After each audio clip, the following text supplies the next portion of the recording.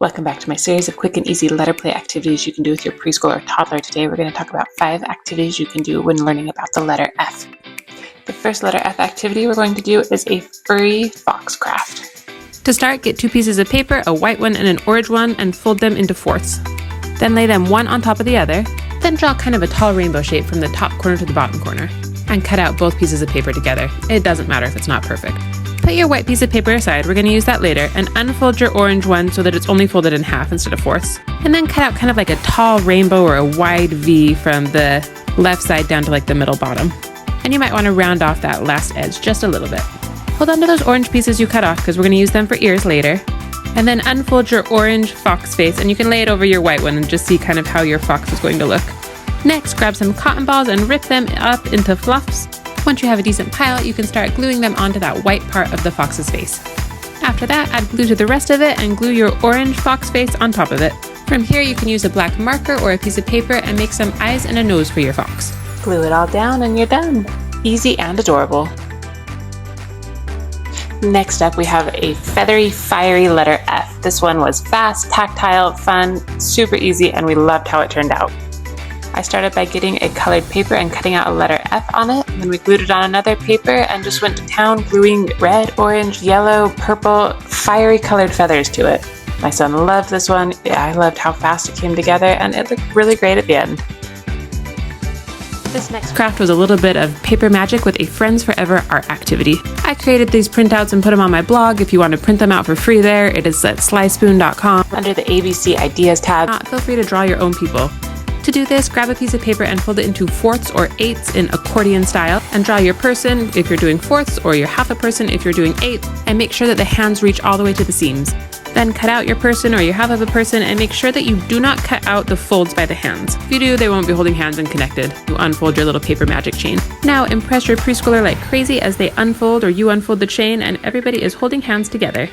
Now it's time to customize and color your friends. I was pretty excited to finally have a reason to use my Crayola Colors of the World as my son and I colored these together. It was a great simple craft that we both enjoyed. It was easy to do, fun, and again, very low prep, just coloring supplies and paper. I decided to mix things up and have a fruit feast rather than doing a craft. I got 12 different fruits, including some new, and got some that I knew were his favorite, and also some that were a little bit different and unique. And we did a lot of different activities with our fruit feast. My son had fun matching them up with the different colored papers, creating a rainbow of fruit. We also had fun talking about the flavor and texture of each of the different ones, including the very sour lemon and the sour pomegranate. And then we got to talk about which ones we liked more and which ones we liked less. This was a fun one that we had to repeat when my older kids came home from school because they also wanted to get in on the fruit feast and give each of the fruits a 1 to 10 rating for which one they liked the most and the least. And nobody was complaining about having lots of leftover fruit to enjoy the next few days. And last but not least, our final letter F activity. I thought it would be fun to try and end the week with a bang and try and make a firework craft, which was more like a reusable poppet. This ended up being a really fun challenge and kind of an engineering project for the two of us, as my first few attempts to make this did not work. My son and I talked about the problems we were having together and brainstormed solutions, and he came up with a really great one. Part of the trouble with our first draft is that the confetti wasn't shooting out. Some of it was getting jammed under our little pressure plate, and when we released our pull string, it just wasn't coming out very far, and when it did shoot out.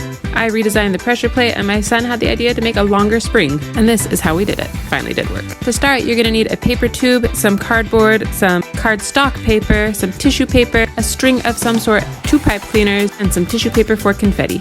Using your paper tube as a guide, cut out a circle from your cardstock and your cardboard. It's just a little bit bigger than your tube. With your cardstock paper, cut these little slants along the side so that you can fold it up and make a bowl shape. I then glued it together using hot glue because I wanted it to dry fast. Poke a hole in the center of each so that you can thread a string through it.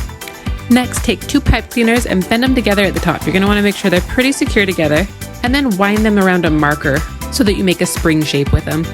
You're also going to want to tie a pony bead to the end of your string so that it doesn't pull through your pressure plate. I would definitely recommend an adult here with hot glue as you glue that spring to both the cardstock that you cut out and to that cardboard disc. And then I used a needle to thread that string through the cardstock at the top, through my spring, and out the bottom of that cardboard disc, making it long at the end so I had a good pull string. Then I took my cardboard tube and I flattened it out and cut a slit at the bottom fourth of it that didn't go all the way across, but was big enough that I could slide this stuff into it. Slide in that pressure plate, your spring, and that cardboard disc at the bottom, and then put that string through the very bottom of the tube so that you can pull it out, but also so the cardboard tube gives your like spring system some structure. And then I used my hot glue again to glue the bottom of this all up so it would be really tight in there. This attempt worked great, as you can see here. And it was time to decorate our tube. This was definitely a less simple craft than our other ones, but we had a lot of fun making it and a lot of fun figuring it out, and I think that we might just have to use these for New Year's. If this seems fun, or if you'd like more letter activity ideas for your preschooler, be sure to check out my profile.